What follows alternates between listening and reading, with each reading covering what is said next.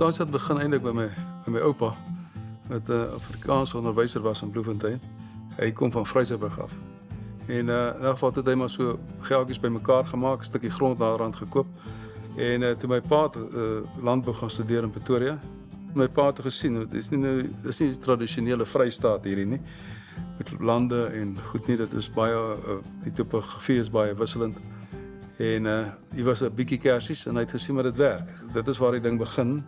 Was baie suksesvol in daai tyd. Dit was die enigste kersie area in die land en daar was 'n groot venster in die mark. En nie net binnelands nie, maar ook oor see. Volhoubaarheid met kersies, dink ek gaan eers oor dit, die persentasie wat jy kan bemark. Hoeveel kan jy bemark en hoeveel kan jy groei?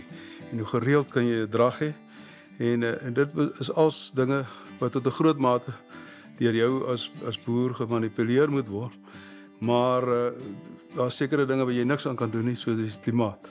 So dit gaan baie oor koel winters, nie laat ryp kry nie. Haal kan 'n ou nette opsit en alles baie goed wat jy kan doen om elke jaar 'n oes te hê.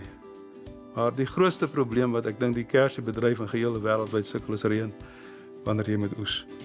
En dit kan die hele oes amper uithaal as jy vir 2 of 3 dae mekaar reën kry. So die volhoubaarheid wat ons doen is probeer maar soveel meer die grond gesond hê, die bome gesond hou. Ons gebruik baie min chemikalieë, ons gebruik meestal biologiese beheermiddels en dit hou dan die hele balans van mikroorganismes, predatore, al daai dinge in stand. In die ou dae het ons net met 5 variëteite geboer.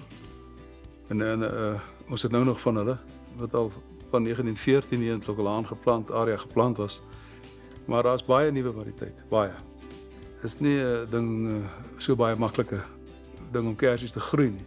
Ek dink dit is hoekom dit een van die duurste vrugte is op. Eerstens omdat dit die eerste vrug is van die seisoen. Tweedens is baie goeie gesondheidseienskappe, baie antioksidante in, baie ryk aan vitamines, kalsium, dit het baie pynstillende middels ook in. En en daar is kersies is nie net gesond nie, maar is baie lekker om te eet. En die mense geniet dit. Ja, kersies word met die hand geoes.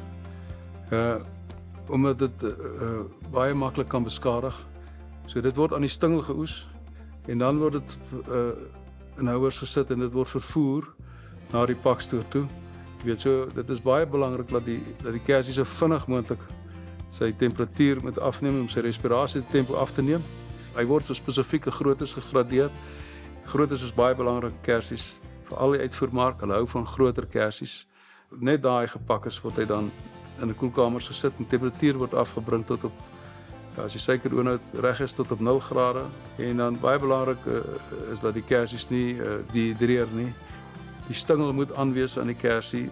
Maar dit gee vir jou 'n groen stingel, gee vir jou 'n vars indruk. Kersies te bemark is baie belangrik. Die vervoer is baie belangrik. Die logistiek in die hele proses is baie belangrik. En dit is hoekom dit baie sin maak om sentrale pakhuise te hê en die hele goede die hele proses makliker te manipuleer. Die probleem met kersies is dat daar is baie wat jy moet uitgooi. Maak nie saak hoe jy dit gradeer nie. Dit wat jy uitskot beïnvloed jou wins geweldig.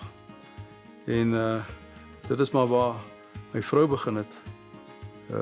Want ek het al daai kersies wat ons nie kan bemark nie, wat 'n fout op het sy begin verwerk en uitgebrei en dit het heeltemal die kersieboerdery bietjie meer volhoubaar gemaak. As jy eers begin met een produk, dan begin jy wonder oor 'n volgende een.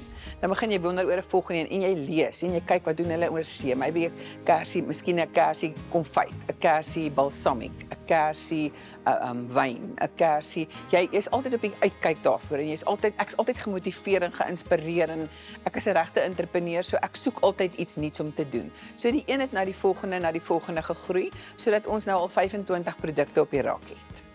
As hulle by Constantia Padstal kom inloer, gaan hulle 'n baie lekker kersie proe produkte proe kan doen, waar hulle al die produkte kan proe. Hulle kan dan ook bekend raak met al die produkte en dan kan hulle die geskiedenis van die plaas word vir hulle vertel. So hulle kan 'n tikkie van die Constantia beleef. Hier's 'n heerlike restaurant waar daar gespesialiseerde kersie geregte op die spyskaart is. Verder is ek self baie lief vir mooi goed, so ek kan my nou uitleef hier waar ek nou altyd ander mense se padstelle moet kyk, kry ek nou mooi goed in, so hier's interieur, hier's klere, hier's leer, hier's allerlei goeders. Ek het nog nooit 'n fees gehad hierso nie.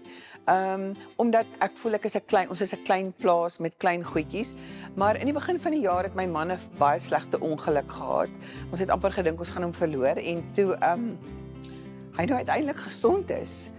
Ek het nou met trane in my oog. Toe kom daar 2 vriendinne uit die dorp wat vir my sê, weet jy wat, ons het gedink ons gaan jou hierdie jaar help om 'n fees vir jou plaas op die been te bring. En hulle is almal hier aan die werk, die een is 'n dokter, die een is 'n dit, die een is 'n dat, en almal werk verskriklik hard om hierdie fees tot stand te bring, terwille van die gemeenskap, terwille van die naburige dorpies, terwille van almal. Dit is hoe die fees ontstaan het. Dit gaan altyd, as jy met kersies boer, oor 'n risikoverspreiding en dit gaan oor inkomste risikoverspreiding. Dit is hoekom ons baie gediversifiseer is. Ons doen mielies, sonneblom, sojas, wat is groei in beeste en skape. So dit is maar